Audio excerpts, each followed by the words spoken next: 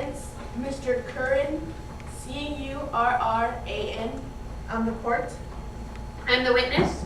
I'm for the plaintiff, Mr. Beckett, Becket. Okay, nice and loud. Okay, we are starting at the top there. Question by plaintiff's attorney, Mr. Beckett. And what percentage of those 60 to 80 times then would have been cocaine cases? I'd say better than half of them. Of those, what would then be 30 to 40 times involving cocaine? Would it be half again of those that were in the Chevy Chase area? I would say the majority were in the Chevy Chase area. Thank you, officer. Nothing further. would there be any questions and cross-examination of Officer O'Connor? Yes, Your Honor. Officer, at the time you made the contact, were you alone in the automobile? Yes. Were you wearing any transmitting or recording devices? No. Any transmitting devices in the automobile? Yes, I had a police radio. Were there cars blocking your view of the dumpster? No, there wasn't. Was the dumpster on the street or was it someplace else? It was on the street. And about how far from you was it? It was about 25, 30 feet. Was there anything that obstructed your vision of the dumpster? No. The conversation that you indicate took place at the dumpster. Were the two subjects between the dumpster and your automobile, or were they on the far side of the dumpster or on the side of it? Mr. Hernandez was more to the side. Mr. Bernal was more behind it. Okay, so your view of Mr. Bernard was blocked, in part by the dumpster? A little bit, yes. How much of it could you see? About half. And would that be from the waist up? It would be from center over. Okay, so you're looking at either his left side or his right side? Yes.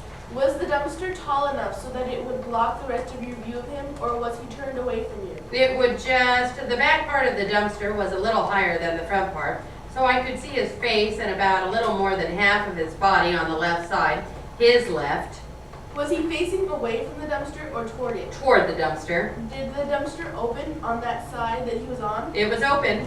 Okay, do you recall what Mr. Hernandez was wearing? Yes. What was he wearing? He was wearing a blue Levi jacket, fur lined with and tan pants.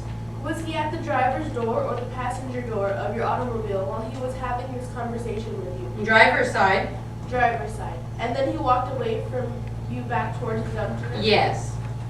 So I take it then that there was a time at which he was out of your view? Maybe for a moment I could watch him in my side view mirror at first. When he was walking back, when he got behind my car, I could see him in the inside rear view mirror. So there may have been a dead spot there, but you aren't sure? There probably was for a split second. Sometimes the mirrors overlap each other's coverage too.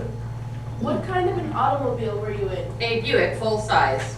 Is that your personal automobile or is that something that you had for undercover purposes? Undercover purposes. Do you know what model it was? No. Some various models of automobiles have large back windows, others have small. How large a back window would you describe in this car? It's got a pretty big back window. And you made your observations of what transpired behind you through the rear view mirror? Yes. Your only observation of Mr. Bernal then would have been through the rear view mirror? Yes. And you had no conversation with him at any time? No. Do you have any recollection at any time of seeing Mr. Hernandez with his hands in his pockets? No. Now, you mentioned that what you observed at the dumpster was Mr. Bernal reaching into the dumpster and removing something? Yes. Was that a container that you could observe him open, or did it appear as though it was already opened? It appeared that the top was open, yes. Did you see him do anything with it? Other than pick it up, reach in, and pull out a paper bindle and then put it back, nothing else. So from your position, looking through the rear view mirror 25 to 30 feet away, you observed him reach into the box and remove something from it? Yes.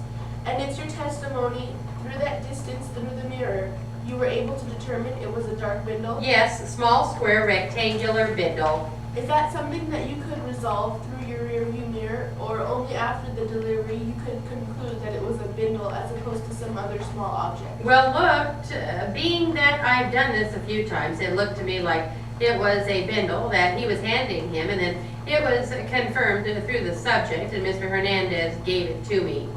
As Mr. Hernandez came back to you, was there a time at which or during which he had his hands in his pockets? No, I didn't see him put his hands in his pockets. Did you see what Mr. Bernal did after he did that? He just remained back near the dumpster, back up on the sidewalk. And then after Mr. Hernandez came to you, you drove out of there? Yes, And it was how long before you came back? within 5 minutes. During the transaction itself, was there anyone else within, say, 15 feet of the dumpster? There may have been, yes. Are you unsure? I don't recall if anybody was. There was other people in the area. Whether they were near the dumpster at the time when I was watching him, I couldn't see anybody near the dumpster. Did you see anyone else hand something to Mr. Hernandez? No, Were there times when Mr. Hernandez was coming back from the car that, again, he would have hit a dead spot and be out of your view? possibly yes for a split second. I have no further questions. Thank you, sir. We've completed the examination of this witness, I take it. Yes, Your Honor. May he step down? Yes, Your Honor. You are excused. You may join the prosecutor at the table if you like. Your Honor, I believe that Mr. Bernal, for the purpose of preliminary hearing, would stipulate that the black bindle was examined by John Hartman, who is a qualified criminalist employed by the Orange County Sheriff's Department, who analyzed the contents and determined the white powder to contain cocaine for the purpose of preliminary only. For the purpose of this hearing, so stipulated. And the people would have no further evidence at this time. And there is no stipulation on behalf of Mr. Hernandez. There is no stipulation on behalf of Mr. Hernandez. I take it that people are presenting no evidence concerning count 2. That's correct, Your Honor. Is there a motion for count 2? To dismiss. That's the 11-359, Your Honor. Count 2 pertains only to Mr. Bernal. There is a motion to dismiss by the defense, and it is granted. Have I heard a motion? And if I have, someone's going to have to remind me of it concerning count 1, or have you rested? I've rested at this point, Your Honor. All right, is there any defense? No, Your Honor, there is none. Your Honor, the people would make a motion to hold the defense to answer as charged on count 1. Mr. Bernal's on a theory that he aided and abetted a sale, and Mr. Hernandez on a theory that he made an offer to sell, which are both contained within 11-352. All right, that is the motion before the court. Anyone wish to be heard? Yes, Your Honor, we believe that there is not sufficient evidence to hold Mr. Hernandez to answer on count 1 in that, as the district attorney is conceding, it is not suggested to the court that there's evidence that he sold any. Could you please address the offer to sell? That's really what we're looking at. And with regards to the offer to sell, absent the showing of some evidence that there was in fact specific intent at the time any words of offer were made to actually follow through and sell cocaine, there is no evidence of an offer. I would submit to the court that the mere words uttered by Mr. Hernandez would not in and of themselves support an offer to sell or hold him to answer on offer to sell, and that Why not, Mr. Coran? Why did we use the words mere words?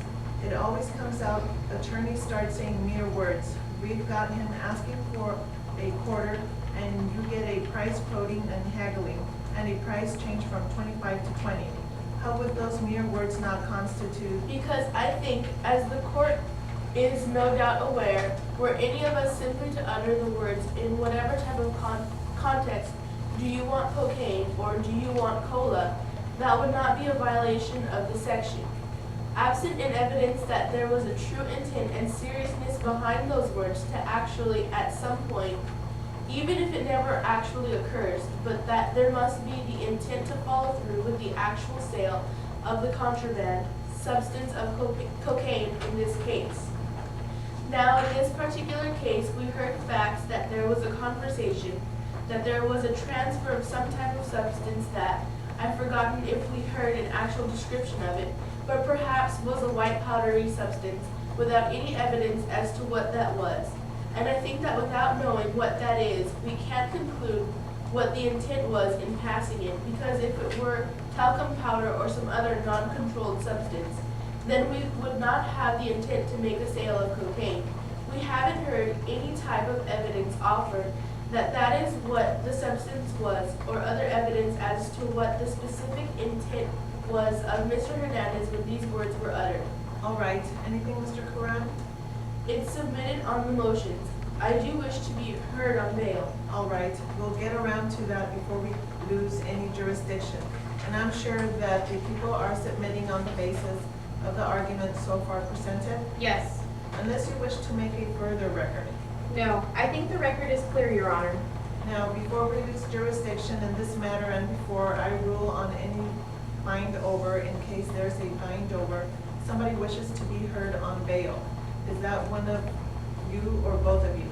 On behalf of Mr. Sertle, he's been a resident of the United States for 12 years. He is employed, has been working a year for the same employer. He's 43 years old, has no prior record whatsoever. And submitted on bail, Mr. Beckett, if there's a bind over? Well, Your Honor, there are 2 misdemeanors that we would ask to address today also, which I don't know if they... I do not have any other files of Mr. Hernandez in front of me. Okay, go ahead and tell them who you are. I'm for the defense, Mr. Harmon, Harmon. I am for the court. I am the witness. I'm for the plaintiff, Mr. Furtado, Furtado.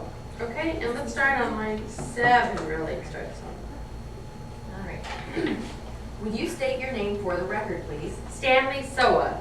I heard you say your name is Stanley Soa. That is correct. And where do you live? Livermore, California. And how long have you lived there? Since 67. What is your occupation? I work for the Defense Depot, Tracy, as an instructor. Are you also retired from your chosen career? I am retired from the military, Air Force, yes. All right, and what was your retiring rank? Major.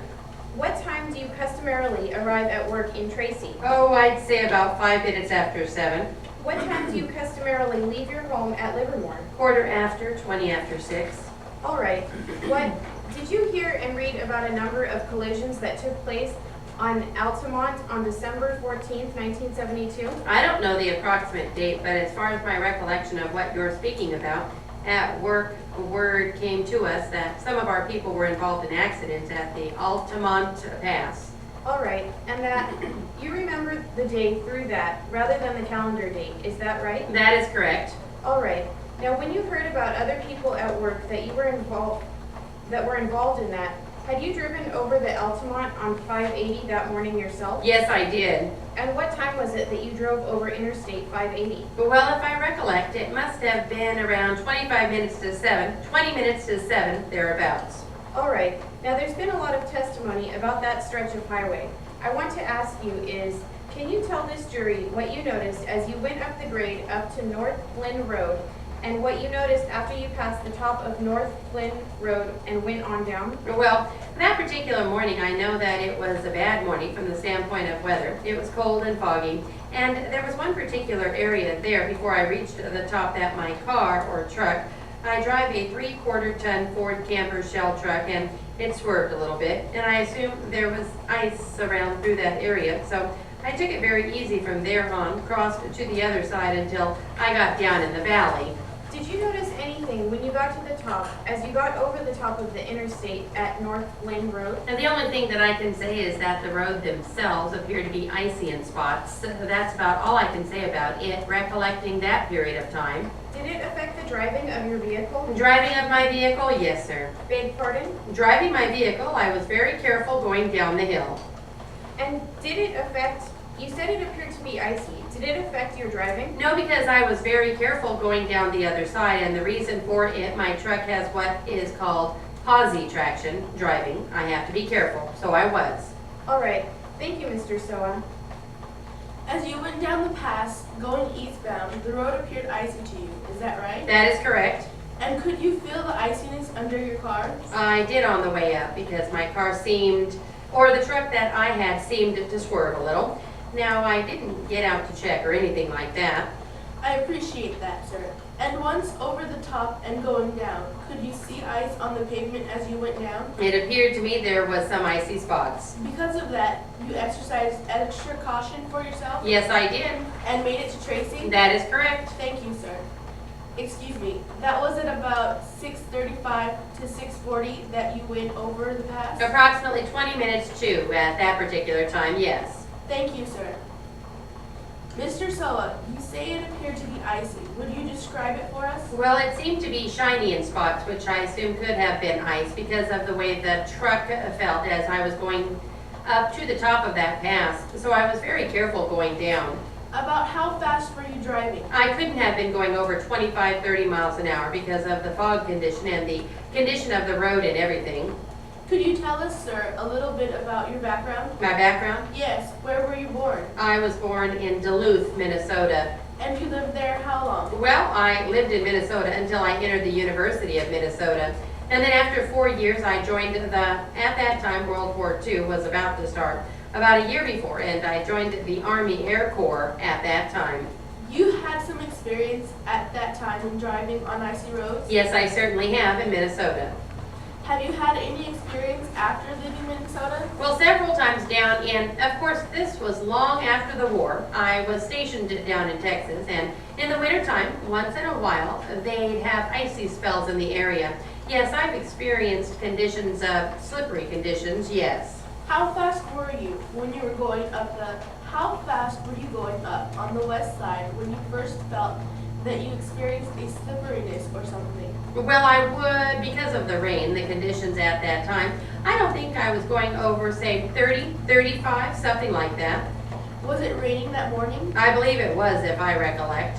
Had it rained the day before? I believe we were in a kind of a rain situation that lasted for a few days.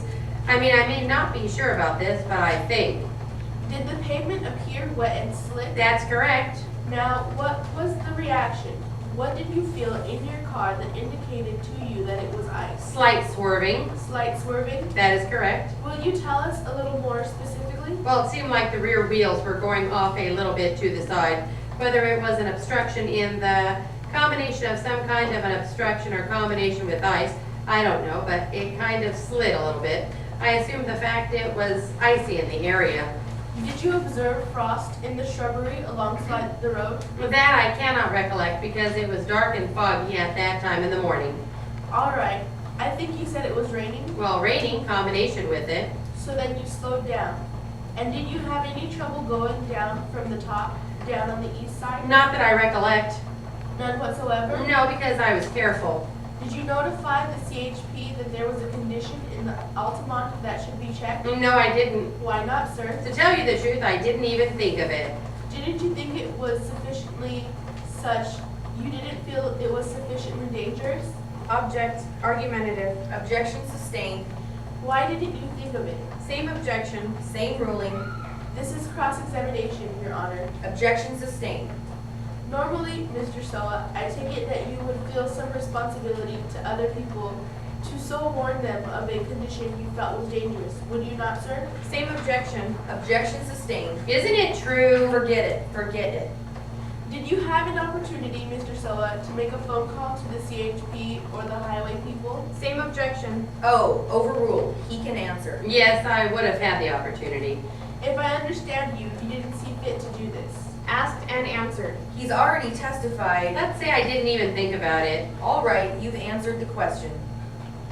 You've used the term appear to be icy. Are you sure? Well, I did not go out to check the road or anything like that. But driving in a vehicle, yes, it appeared to be icy to me. This was strictly on the west side? Well, I don't know what it was that was on the side going east. I don't know. The other side of the freeway. No, I mean it was on the west side of the top of the pass. Just a moment. I don't think that's been his testimony at all. I think it has been. Well, ask him. This was going up the hill? That's right, going up. All right. I think that's all, Your Honor. All right, you may step down. May Mr. Sawa be excused, gentlemen? I have a question of the witness before he leaves. Oh, all right. Get back there, Mr. Sawa. You felt this sliding as you were going up the pass, did you not? Going up, yes. Okay, then as you came down, after passing the North Lynn overpass, it is then that you noticed, or that the highway appeared icy to you, on the downhill side? Well, when my car began to swerve a little bit going up, then I was very cautious and very observant to see what the road conditions were. Slippery in spots to me. The question is, did it appear icy to you on the east side of the pass? In other words, going down. Appeared the same on that side as on the west side, yes. Thank you, sir. May he be excused, Your Honor? All right, you may step down. May Mr. Sawa be excused? I have to ask him another question now. Come on back. This will be the last one. Did you experience any slipperiness going down on the east side? No, because I was very cautious handling the wheel and watching the road. I didn't notice it. That's what I understood him to say. All right, you may step down. You may be excused. Thank you very much, Mr. Sawa. Would you state your name for the record, please? Robert Lee Hogan. I promised the court I had 2 short witnesses, Mr. Hogan, so I want to try to keep this brief. Will you tell us briefly what schools you've attended and what degrees you've obtained? California State University, Hayward, with a Bachelor of Arts in Business, University of San Francisco, the Certificate of Advertising, and United States Air Force Air Traffic Control Operator School, Biloxi, Mississippi. Tell us what experience you've had, if any, regarding weather observation. Just that covered by the course at Biloxi and our various guard duty training sites and weekends. Did you receive an air traffic control certificate? Correct, and Air Force Blue Card. What is your present occupation? Director of the Marketing Department, held colleges. Is that what your occupation was December 14th, 1972? That is correct. On that day, did you drive an automobile? Correct. Describe it for us. 1973 silver Audi. Where were you coming from and where were you going? En route from Oakland to our school in Fresno, California. Who was with you? My father, Now, what time did you leave Oakland? approximately 6 a.m. What did you notice regarding the weather? Cold. Did the weather remain the same all the way along as you proceeded easterly, or did you run into some changes? No, when you turn left onto US 580 in the valley, you encounter fog conditions. Now, do you recall driving up the grade of the Altamont Pass past Livermore? Correct, I do. Tell us what lane you were in. The number 3 lane, numbering left to right. What was your speed? On the valley floor about 50 and up the grade about 45. When you got to the top of the crest on the Altamont, did you notice anything unusual or anything happen that was unusual? Once past the summit, slightly beyond, we noticed debris. And then truck trailers and automobiles, obviously an accident, blocking the road. What did you do? Applied brakes, naturally attempting to slow down. What did you notice when you applied the brakes? Surface was slippery, especially in changing lanes to the number 2 lane to avoid some wreckage. Now, then tell us what you did in the operation of vehicle from that point on. Okay. Once applying the brakes in a normal manner, discovered the roadway was quite slippery and obviously it wasn't going to stop the vehicle under normal conditions. So I pumped the brakes down. It is a disc brake equipped automobile. Dropped the car down, also an automatic transmission, to its second range and finally to the low range when speed was permissive, applying the brakes lightly all the way and then as a last resort applied the handbrake to lock up the rear wheels. And did you bring your vehicle to a stop without colliding with anything? Correct, we stopped with debris ahead on the other side about 25 feet further. Up to the time that you came to a stop and before getting out of your car, had you seen anything resembling ice on the pavement? Frankly, I was too busy stopping, only an indication it was slippery. What did you do after you stopped your car? Proceeded to get out. Would you like a detailed? Tell us what you observed from that point on. Attempted to leave the vehicle. My father was on the right-hand front seat. He had some difficulty in getting out, so I had to undo his seatbelt, place the car in neutral. We both exited the left door because of debris on the right side and crossed the roadway to the center divider, behind the center divider strip. All right. What did you notice and what did you see and observe and hear from the center divider? We observed an accident which was more like a movie than fact. We evidently arrived at a lull. Now that's why we were able to leave the car. It was immediately struck upon our departure by another vehicle. And the series of events continued for some minutes thereafter with trucks, cars, and miscellaneous vehicles colliding with one another, then colliding down the roadway many, many feet. I'm for the defense, Mr. Lord, L-O-R-D. I'm the court. I'm the witness. I'm for the plaintiff, Mr. Sprott, S-P-R-O-T-T. Okay, starts at the top with the court. On the court. Call the matter of People versus Caleb Wicks and Arnold Wicks. Scott Lord appearing for the defendants. I'm from the Public Defender's Office. They are present in custody. People are ready. Charge violation of 211 Penal Code. At the outset, could we make motion for exclusion of witnesses? All witnesses who will testify in this matter are ordered to leave the courtroom, remain in attendance in the hallway, and not discuss your testimony with each other. Who will be your investigating officer? Sergeant Lee Ralt. Who will be your first witness? Mr. Blake. Will you come forward? Raise your right hand to be sworn. All other witnesses leave the courtroom. Please state your name and spell your last name. Arthur Blake, B-L-A-K-E. On September 9 of this year, at a little after 3 o'clock in the afternoon, were you driving a vehicle on 3rd Street here in San Jose? Yes, I was. Did a vehicle in front of you do something? Yes, a small white Datsun stopped, turned very abruptly to the right. I was in the far right-hand lane, What did you do? moved toward the white divider of the lanes. What happened then? I drove for a little bit and a light green Camaro pulled in front of me. What color was your car? I have a light metallic green 1972 Torino. What happened then? They pulled diagonally in front of me and cut me off. There was a car behind me. I got out of my car. What happened then? At that point, two gentlemen got out of the car and said, "What are you doing?" Which one said that? It was a gentleman who had a red spot on his left eye, and he said, "You could have hit us." Ask that we proceed in a question and answer fashion, if I may. I object to the narrative, Well, he asked what happened next, and I guess we're getting what happened next. but I object. Well, next question. I also object to the previous testimony and move to strike on grounds of hearsay until we know who it is. Objection overruled. Did you respond to the fellow? Yes, I did, sir. What did you say? I said I didn't hit you, and if I did, I have insurance. What happened? He said, "Well, you know, you could have hit us, and who is going to pay for it?" What happened then? That same conversation just went over and over 3 or 4 times. Then what happened? One of the gentlemen swung at me, grazed my chin, and hit my shoulder. I sort of fell back, and the other one hit me square on the jaw. The other one that hit you square on the jaw, was it the one with the red eye or a different one? I don't know which this was. It happened so quickly. What happened then? At that point, I got back in my car, and they got back in theirs. They pulled ahead of me so I could move 50 or 60 yards, and I pulled ahead. Then they slowed down. What happened then? It was a one-way street, and I pulled over to the left to go around, and they pulled over to the left. What happened then? Someone took a beer can and threw it at my car. Did you say a beer can was thrown? Yes, thrown from the passenger side.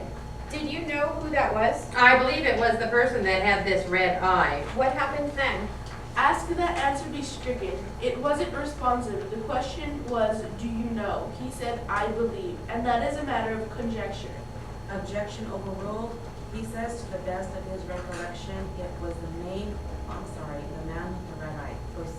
What happened then? At that point, it was obvious that they weren't going to leave me alone, so I speeded up, went on approximately 2-3 blocks. What did the other vehicle do? Kept right with me. I made a right turn, and they made a right turn. At that point, they were behind me, though. What happened then? They kept following whichever way I turned, and finally they rammed me in the back, or they hit my right rear quarter. Then what happened? Again, this cat and mouse game down the street. Then I saw a Gill cable repair truck, and Did you eventually come to a stop? yes, How did that occur? they kept pushing me over to the side, and when I saw help, I stopped my car, and they pulled in front of me, so I couldn't move.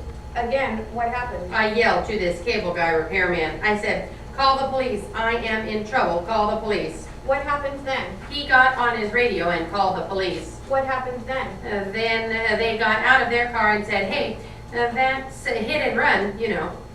I'm going to object to the use of the word they unless it's more specific. Objection, then sustained. You can identify the person. Thank you.